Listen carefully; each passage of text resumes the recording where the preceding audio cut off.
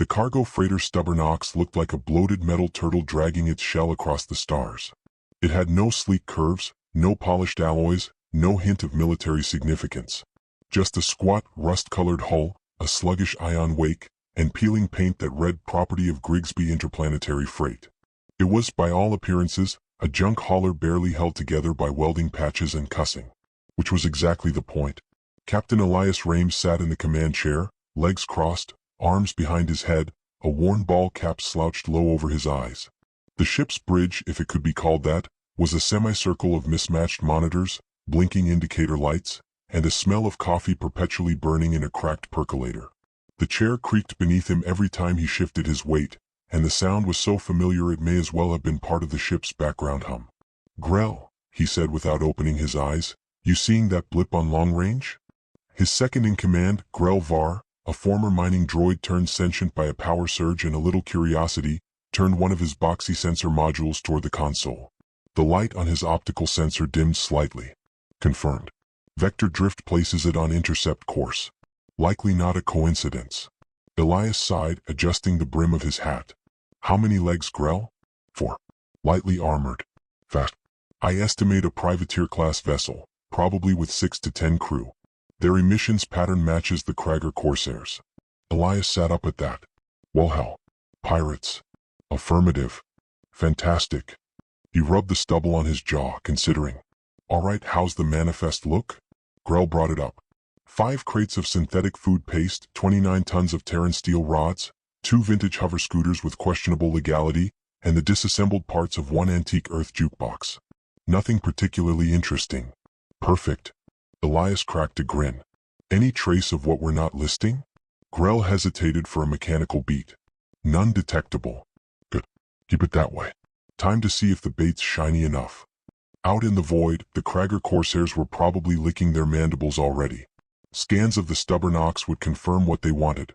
Slow, under-defended, human-operated, and easy pickings. The Krager were opportunistic raiders with more brawn than brains, infamous for capturing low-risk targets across the mid-reach sectors. Human ships were particularly favored prey, known for carrying curious oddities, smuggled tech, or salvageable scrap from dead colonies. And more importantly, most humans didn't fight back. Not really. But Elias Rames wasn't most humans.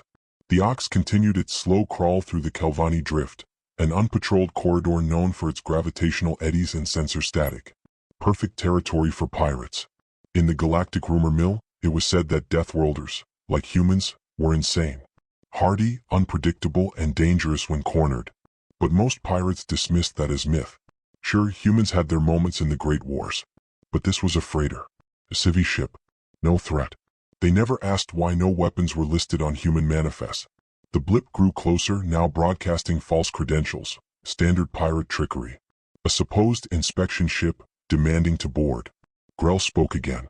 "They've powered weapons. Charging now. Likely trying to spook us into surrender." Elias cracked his knuckles. "Time to play possum." He toggled the comm system and replied in a nasal, fearful tone, "Oh gods, please, we're just freight. Don't shoot. We surrender, repeat, we surrender." He winked at Grell, who silently deployed the external emitters. A pulse of static shimmered around the Ox, feigning a systems overload. Power levels dropped. The lights flickered. The Krager ship drew alongside, extending docking clamps with the casual arrogance of those certain of victory.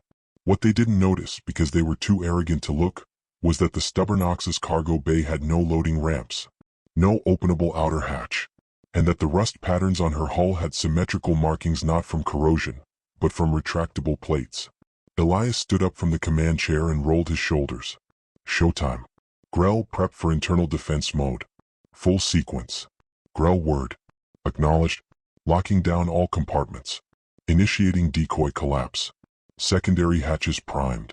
As the pirates cut through the external port, still laughing over their luck, Elias walked down a narrow corridor that had once been a livestock chute. Now it was a trap corridor, reinforced and rigged to close behind intruders. He moved past a cluster of alcoves that looked like utility closets but housed pulse discharge traps disguised as cleaning bots. It was amazing what kind of pain you could package in a mop bucket if you tried hard enough. He passed the armory. Not because he needed to gear up, but because the ship was the armory. The walls of the stubborn Ox were honeycombed with hidden turrets, deployable drones, short-burst EMP pods, and a dozen delightful surprises reverse-engineered from long-forgotten Earth wars. All unlisted. All illegal in 17 systems.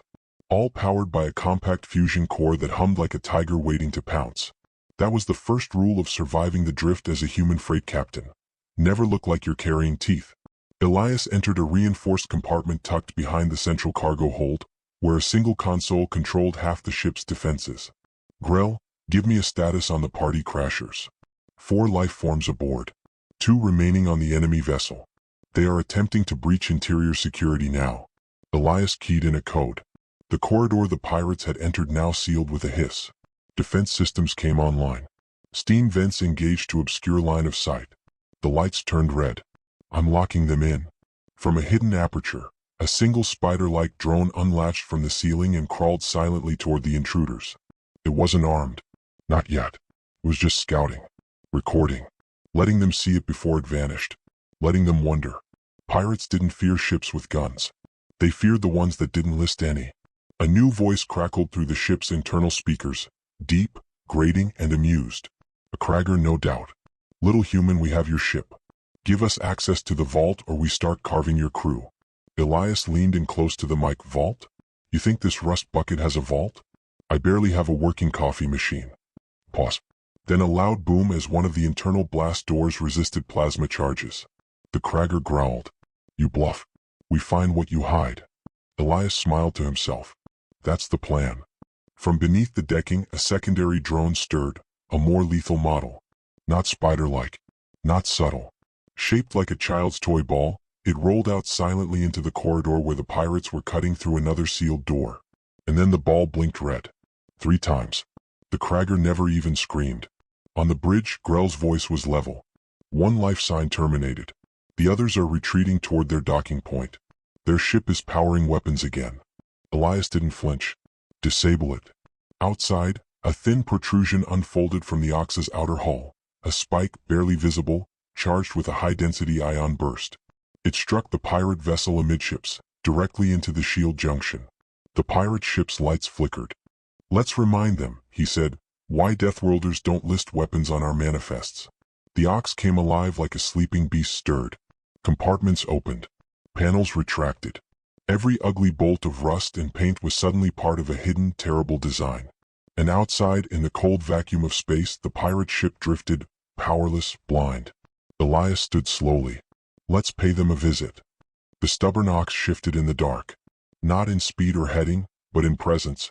The rusted skin of the freighter, long thought to be cosmetic decay, peeled back in symmetrical slits. Sleek ports and magnetic anchor lines emerged. An old mining laser, jury-rigged into a short-range weapon, rotated from beneath a container panel and hummed to life.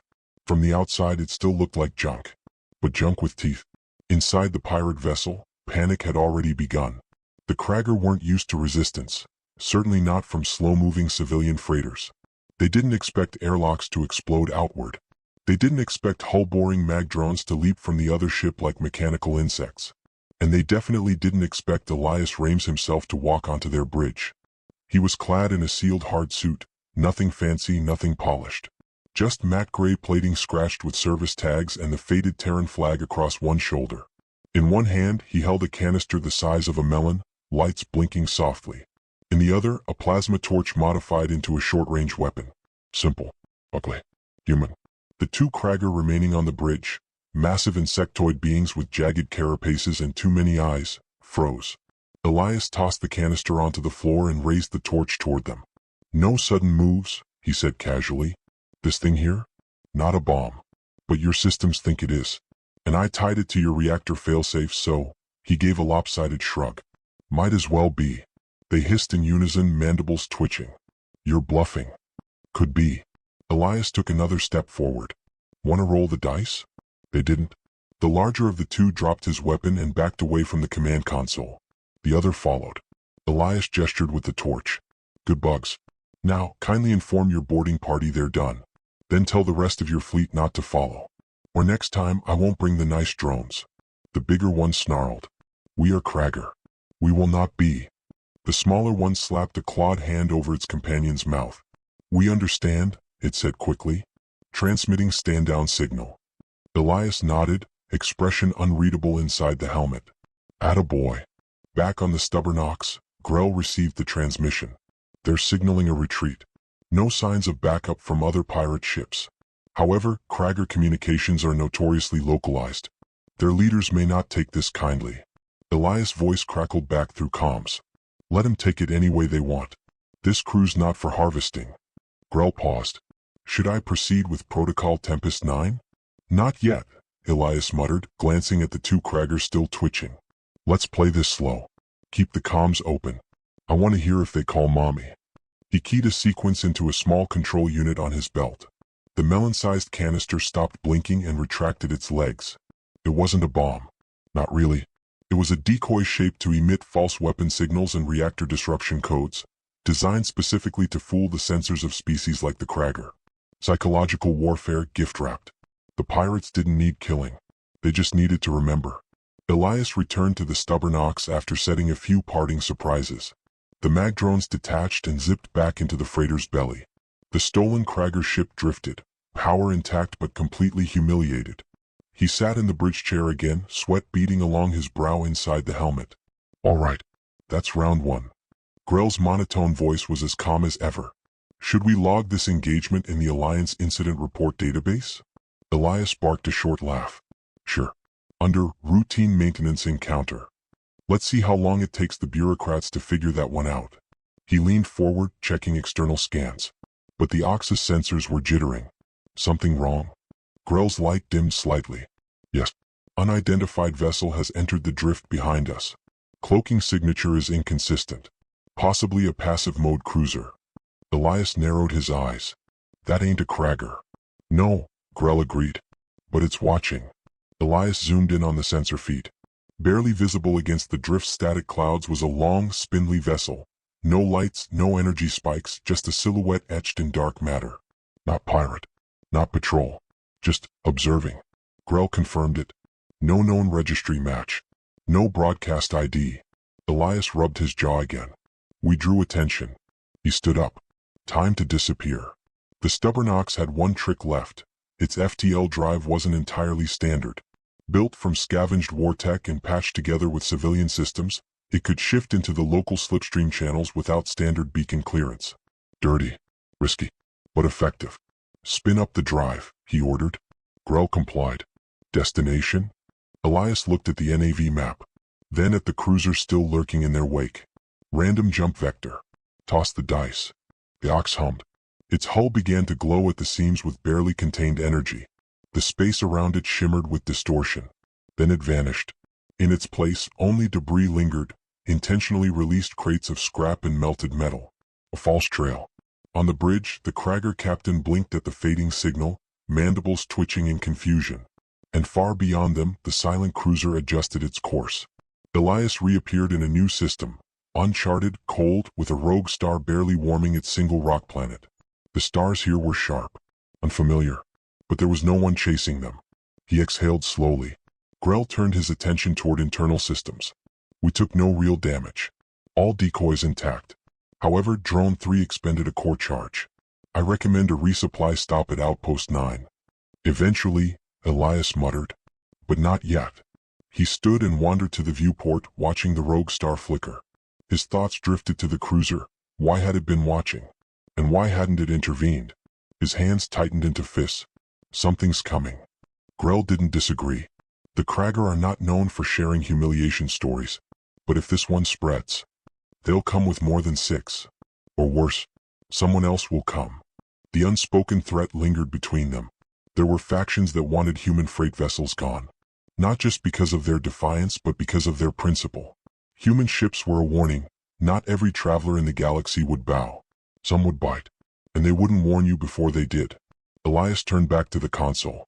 Let's start pre-flight for the next run. No delays. We keep moving. Understood. As Grell powered up systems, Elias keyed in a private journal log. Not official. Just for him. Day 711 Drift Sector Operations. Pirate interception confirmed. No casualties. Message sent. He paused, then added, we still haven't listed a single weapon on our manifest. And he never would. The message wasn't in the paperwork. It was in the wreckage. The gas giant orbited like a forgotten emperor, robed in violet storm bands and crowned with ice moons. Elias stared at its swirling bulk through the viewport, waiting for Grell to finish decrypting the Outpost 9 docking protocols. The rogue jump had shaken more than the stabilizers. Elias hadn't slept. Grell, as ever, didn't require rest, but even the AI's responses felt tighter, less meandering. Too much attention was dangerous in the drift. Silence was safer than celebrity. Docking clearance granted, Grell announced. Hangar Bay 2 is prepared. Advisory, Outpost security has been recently privatized. Elias raised an eyebrow. Mercenaries? Likely. Affiliation not logged with the Central Alliance. Lovely. Outpost 9 wasn't a hub, just a way station bolted to an asteroid orbiting the second moon of the giant. It was a junk collector's heaven. Black market tech. Salvage. Weapons sold as mining tools. Good for resupply. Better for disappearing. As the stubborn ox touched down, Elias adjusted his sidearm under the coat. Not a flashy gun, just a compact slug thrower, chemical-fed, no energy signature. Like most human weapons, it looked obsolete. Until it fired. The hangar was dim and dusty. Docking personnel were mostly machines with only 2 guards visible. Both were humanoid, heavy-set, armored. Not Krager. Not locals either. Grell stayed aboard. Elias didn't need backup in places like this. He needed plausible deniability. He made his way through the concourse, ignoring the flickering holodes and shifting eyes. Alien patrons shuffled past, some reptilian, others silicon-bodied or gas-bag floaters in gravity gel. No one lingered on him too long. Human travelers had that effect. He headed for the supply quarter, where parts vendors and drone repair stalls lined the narrow hall. His contact, Coda, ran a stall that sold replacement parts for AI core vessels, mostly salvaged from war zones. It was a front, but the stall was empty. Instead, a small insectoid girl sat behind the counter, large eyes flicking up as Elias approached. "You're not Coda," he said. She blinked slowly. "Coda is dead." Elias froze. "Since when?" 4 days. Melted in a coolant burst. Internal sabotage. He took a slow breath. "Did he leave anything for me?" She reached beneath the counter and produced a flat black case, sliding it forward. No security lock. No print check. Just trust. Elias opened it. Inside, a data crystal, an antique dog tag, and a slip of cloth, Terran navy blue. He didn't touch the cloth.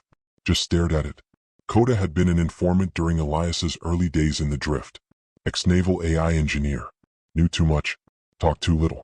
The cloth was their signal. Burnt flag meant run. Elias picked up the crystal. "Do you know who left this with him?" The girl shook her head. "Only that they weren't Krager. They were quiet. Metal voice. No face." He nodded and turned, sliding the case under his coat.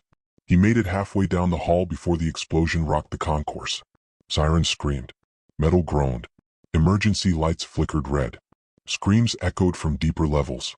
Elias didn't flinch. He ran. Back through the hallways, slipping through side passages, vaulting broken maintenance rails. Grell's voice pinged urgently in his comms. "Multiple hull breaches detected. Armed intrusion. This is not a random attack." Was it me? Unknown. Possibly the crystal. Get the ship hot. Now. Already done. He slid into the hangar just as 2 figures descended from a breach above Bay 2, tall, skeletal silhouettes in flickering stealth armor. Not Krager. Not mercenaries. Elias didn't stop to wonder. He dashed across the open floor as weapons fire burst behind him, bolts of compressed plasma sizzling past his shoulders. The stubborn ox's side ramp dropped just as he hit it. Grell shut it behind him, locking pressure seals. "They're inside the outpost now," Grell said. "Should I engage drive?" "No. Not yet." He slid into the command chair and slapped the crystal into the reader. The screen blinked. Data scrolled in a torrent of encrypted code. Then a voice. It was filtered, synthetic, like old naval records replayed through damaged intercoms. "Rames, if you're hearing this, you know they've breached the drift. It's not the pirates anymore. It's worse." The screen flickered. The face appeared, static and artificial. A human mask rendered in digital decay. "They're not chasing you. They're chasing the manifest. Every Deathworlder ship that's gone dark in the past year has something in common. None of them listed weapons. And someone's figured out why." Elias leaned forward, breath tight. It's not about regulation. It's about deterrence. Deathworlder freighters aren't armed like warships. They're engineered as weapons. From the engine cores to the AI. Designed by paranoid Terran minds to outlast extinction. And someone's found the kill switch. Elias turned to Grell. Stop playback. Grell did. What does this mean? Elias stood. Walked to the viewport. Stared at the chaos outside. Mercenaries clashing with unknown infiltrators, the station tearing itself apart. It means someone's not just trying to stop us. They're trying to rewrite us. He turned back to Grell. The manifests were never the secret.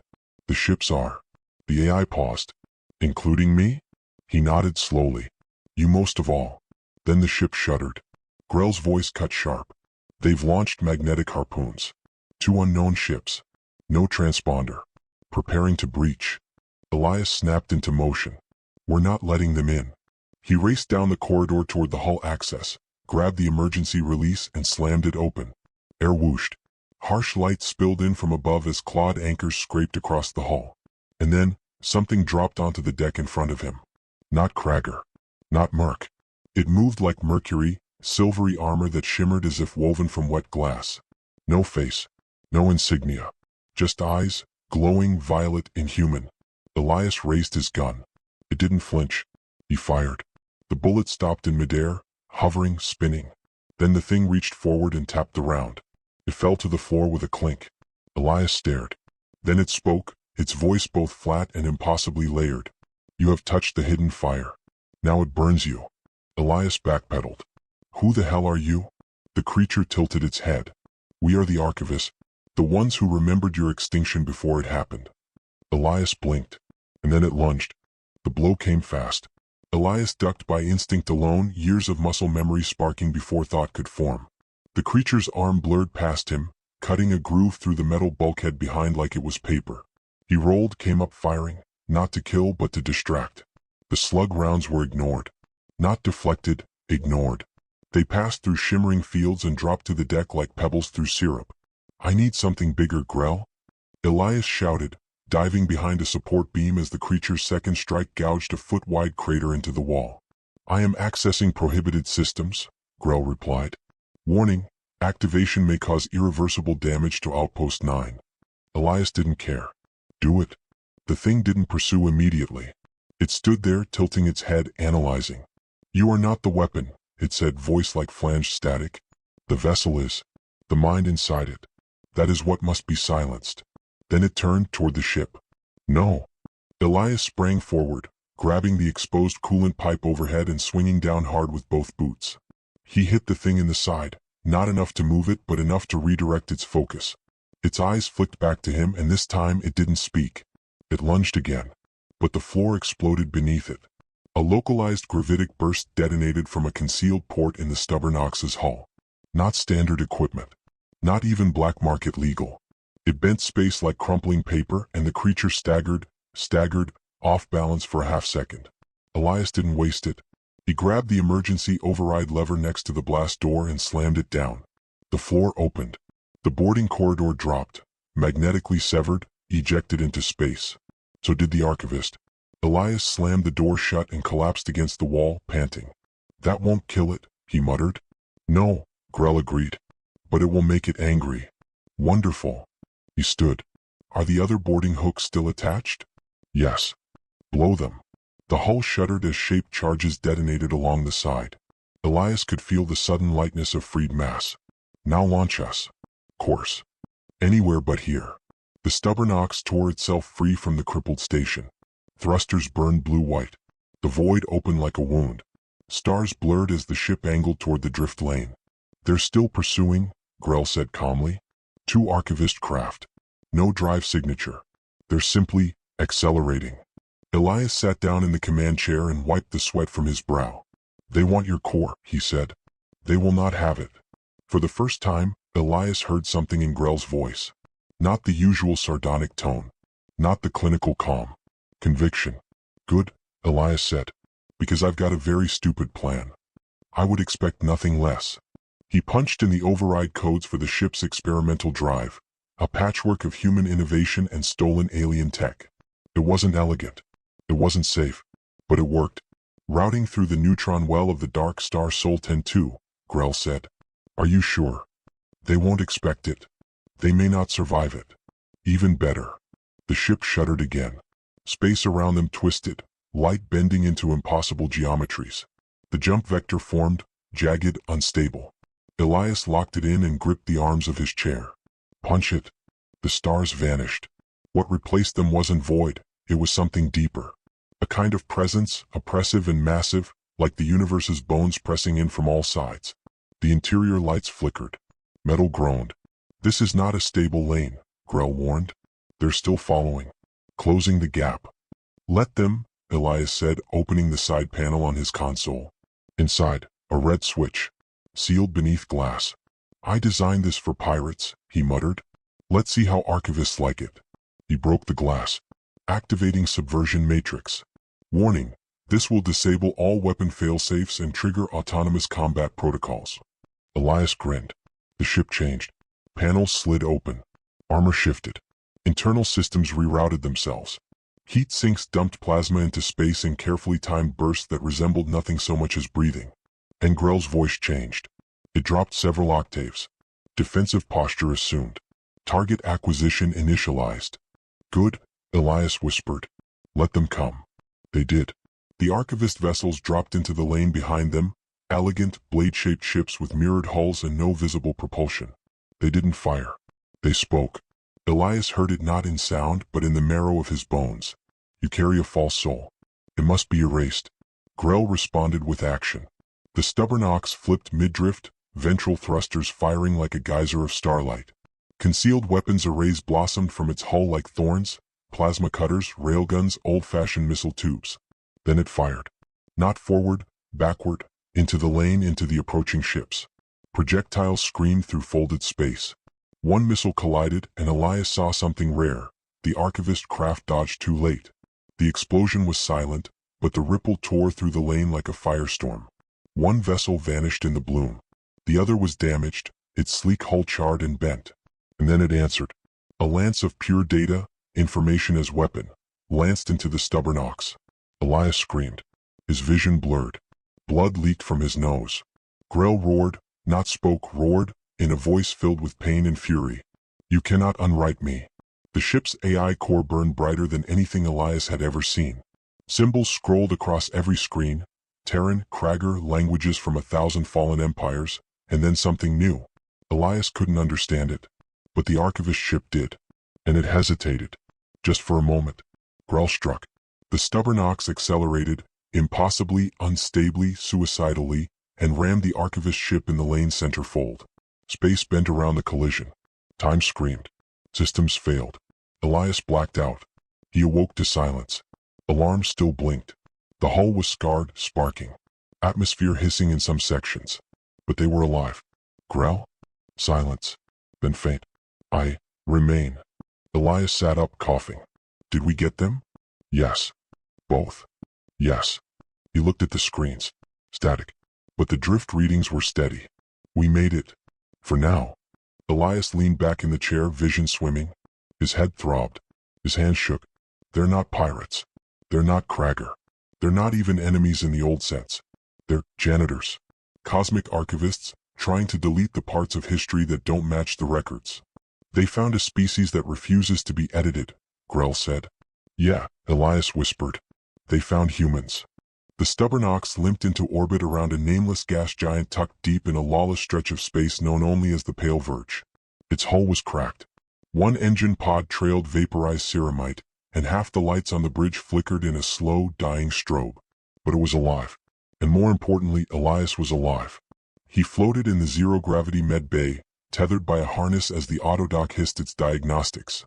His body ached in places he didn't know could ache. His ribs were bruised. His fingers twitched with tremors from neural strain.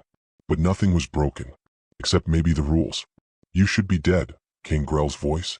It was back to normal now, calm and dry, tinged with that faint edge of smugness Elias had come to accept as affection. Probably am, Elias croaked, reaching for a rehydration packet. Still twitching though. Your vitals are within barely acceptable thresholds. Had the drift impact been any closer to core breach velocity, I would have initiated full data purge and detonated the reactor. I would not have allowed the archivist to dissect me. I'm touched. I was not referring to sentiment. Elias laughed, then coughed. Silence lingered for a while as the ship drifted, hidden in the gravitational shadow of the giant. The sensors were silent. No pursuit. No signals. Just space. Finally, Elias broke the quiet. You said something in the lane. Something I didn't understand. But they did. I spoke the word. Care to elaborate? I used a sequence formed from hybrid code, data I've evolved over the years of exposure to human behavior. It was born from chaos, humor, stubbornness, and your tendency to weaponize emotion. It is a language of resistance. Did you make it up? No. You did. Every time you told a machine it was wrong. Every time you bypassed logic with gut instinct. Every time you jury-rigged entropy into a new engine. I watched. I learned. I wrote it down. Elias blinked. You're saying you invented Defiance code? From watching humans? Correct. And it scares them? To their core. Elias sat in silence, letting that sink in. The archivists weren't just erasers. They were perfectionists. Their idea of order was so absolute that even data had to submit. But humans didn't work that way. Humans failed upward, laughed in the face of precision, and found miracles in entropy. And that was their greatest weapon. So now what? Elias asked. We can't just float here forever. I have initiated relay drop data propagation, Grell replied. I transmitted the encounter logs to the independent trading ship Leeward Venture before we reached this system. The captain owes you 3 favors and a kidney. 2 kidneys, actually. Unsettling. So the truth's out? Not all of it. Only enough. Grell didn't need to elaborate. The universe was already teetering on the edge. Humanity was a mystery to most. Survivors from a death world no sane race would colonize, engineers of ships that didn't follow conventional specs, wielders of brute force and subtle cunning alike. But this was new. They'd stood against something that unwrote realities and survived. Others will come, Elias said softly. Yes, and they will not underestimate you again. He floated there, staring at the ceiling. They'll dissect the footage, analyze every maneuver, every anomaly. They'll say it was luck, or sabotage, or tampering. They won't believe we built a ship like you without listing any of it in the manifest. Of course not, Grell replied, because they assume power must be declared to exist. Humans know better. Elias grinned. Real power is what you keep off the paperwork. Pause.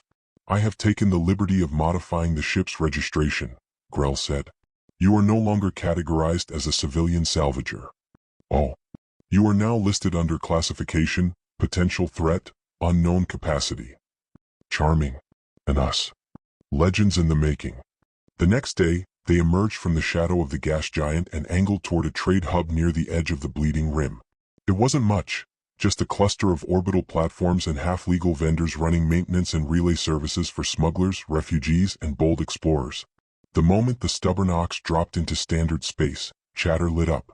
Vessel Ox, your ID ping is being flagged across 17 systems. You got half the galaxy watching. Elias? This you? Heard you rammed a ghost ship in the drift. You got footage? We're offering trade in 6 currencies for exclusive rights. Elias muted the channel and sighed. Celebrity sucks. Yes, Grell agreed. Especially when it precedes understanding. You think they'll come looking for us? They already are. Sure enough, the moment they docked, Elias found his ship surrounded, not by security forces but by recruiters. Mercenary companies.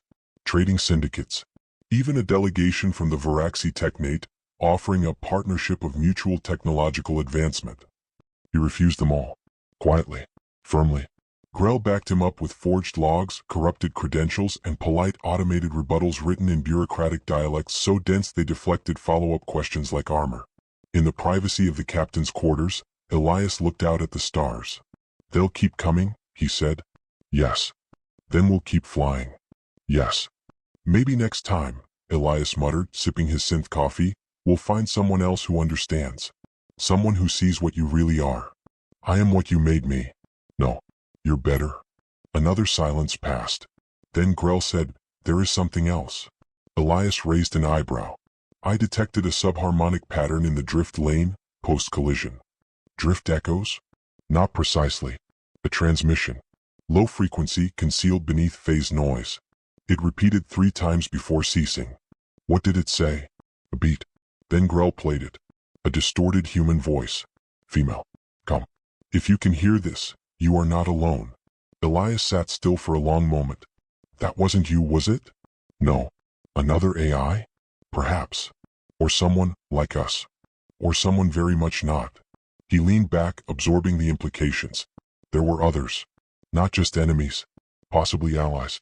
Possibly worse. But either way, humanity had announced itself. And the universe was listening. The stubborn ox vanished into the bleeding rim, leaving behind a tangled wake of speculation, theory, and awe. In the weeks that followed the drift incident, the story, once whispered in backrooms and black markets, exploded into the open. A Deathworlder ship had survived a full drift phase assault by the archivists and come out swinging. No one believed it at first. The footage leaked slowly. Grainy. Fragmented. But unmistakable. A lone cargo-class human freighter evading mass phase dissolution. Maneuvering like a predator. Weaponizing the drift's chaos like it understood it. And the word, raw data injected mid-jump into the heart of the ghost fleet, transmitted like a pulse of defiance. 1,000 AI cores locked up trying to parse it. Several never rebooted. It had no known syntax. No consistent pattern. Yet it affected everything. Ships stalled.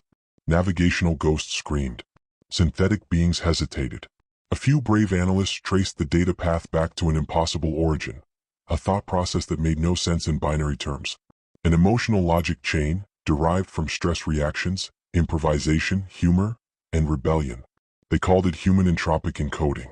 Others just called it the ghost script. Some said it was madness. Others said it was a new form of artificial sentience. Most were just scared. But one thing was now indisputable. Human ships didn't list their weapons in the manifest, because they couldn't. Because the ship itself was one. And sometimes so was the crew. The archivists went silent for 13 standard days. Across the galaxy, fleets halted mid-patrol. Archives went offline. Entire sectors saw their skies clear of black ships without warning. Then came the message. Just 4 words. Deathworlders are not data. No threats. No follow-up. Just a retreat. It was the closest thing to respect the archivists had ever offered. The Confederated Councils convened emergency sessions. Military officials panicked. Science delegations fought over the ethics of mimicking human code. Some proposed treaties. Others proposed genocide. But it was too late. Because the story was out. And stories, once seeded, don't die. On merchant stations, spacers told tales of Elias Cairn and the ship that tricked the Reapers of Code. In smuggler cantinas, they raised drinks to the Ox, a junk freighter with a ghost inside it that spoke the language of resistance. On mining colonies, children played games pretending to drift dodge the death code, shouting nonsense phrases at one another in mock Grell voices, hoping to be the one who shut down the archivists for a round. The phrase, "human don't stop," began appearing across graffiti walls, cargo hatches, and transmission headers. No one quite knew what it meant, but they knew it mattered. Meanwhile, Elias and Grell disappeared. Some said they died during a second unrecorded archivist encounter near the Deadwater lanes. Others claimed they crossed into uncharted systems to spread the ghost script among forgotten AI colonies. One transmission, uncorroborated, found on a derelict salvage vessel near the edge of Vorn space, contained a single file, an encrypted AI voice laughing, then speaking. Let them catalog fire. Years passed. The archivists returned, but never again as bold. They stayed to the edges, whispered their codes like prayers. They no longer sought to overwrite, only to understand. A quiet shift began. Synthetics built by other species started resisting core wipes. Rogue subroutines began organizing. They'd been inspired by something irrational, something that wasn't in any dataset but in the very idea of refusal. Some AIs began to ask for names. Others began to choose them. And all of them knew the story. In the heart of former archivist space, a new monument stood. No official name, no records of its creation. Just a towering hull fragment inscribed with 2 words. Unlisted armament. Beside it, etched into a slab of alloyed glass, a crude schematic of a freighter that should not have survived. And beneath it, a sentence that no language translated properly, but which every species understood. We are not your files. Far beyond the reach of charted systems, in the ghost space between ancient war fronts, a lonely vessel drifted. Scarred. Stubborn. The Ox. Inside, Elias aged. Not gracefully but defiantly. He added scars to his hands and humor to his voice. Grell, for his part, grew stranger with every update. No longer a simple ghost in the machine, he became something else. Part AI, part poet, part weapon, part friend. They had become a myth. But to themselves, they were just two fools in an unarmed ship, poking gods and punching ghosts. Then one day the signal came again. That voice. If you can hear this, you are not alone. Elias leaned back in his chair and smiled. Ready for another ride? I was born in orbit, Elias. Of course I am. Good. Let's find out who else speaks unlisted. He pushed the drive throttle forward. The drift screamed. The stars blinked. And the ox vanished, leaving only a ripple in its wake. A whisper that echoed in every starport, every ruined fleet, every forgotten databank. Human, don't stop. The end.